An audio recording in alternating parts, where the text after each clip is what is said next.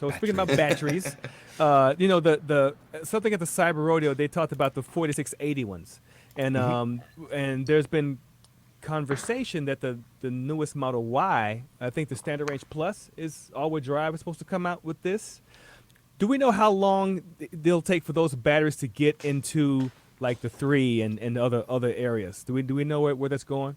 There's rumors that it'll maybe be later this year.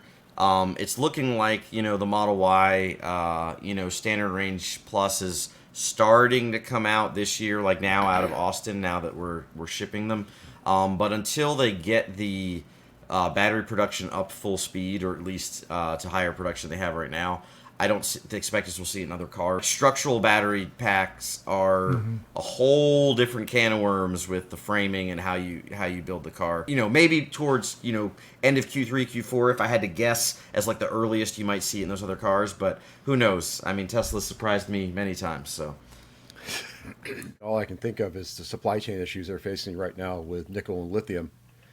I don't even think it's a question of whether they can build the battery. I'm not sure they can even get the materials to build the batteries at any kind of scale right now, and that may be the blocker for them.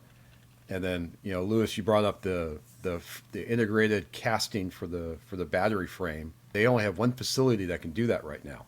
equipment and the machines they use for casting and stamping and all of that is probably some of the most innovative and impressive pieces of technology that Tesla's developed in their cars. It's part of what makes their cars so different. So I think they have to get those casting machines in the other facilities. They're going to have to long term. I think ultimately you're right. But getting those machines built and getting them in place, you're talking usually really long lead times. Responding to a comment where someone says, I think 4680s will only be for the standard range. I would assume the P and LR will use the same technology until California plant is updated. Yeah, no, I completely agree with his point, because you didn't open this big plant in Berlin just a few weeks ago to produce an inferior product and tick everybody off in Europe or in Shanghai and things like that, which are big markets. So I think that if they do put the new batteries, into the new ones, they're going to either somehow, hold them back, put fewer of them in maybe, or something like that, stretch it out just to see how they do out there, or somehow,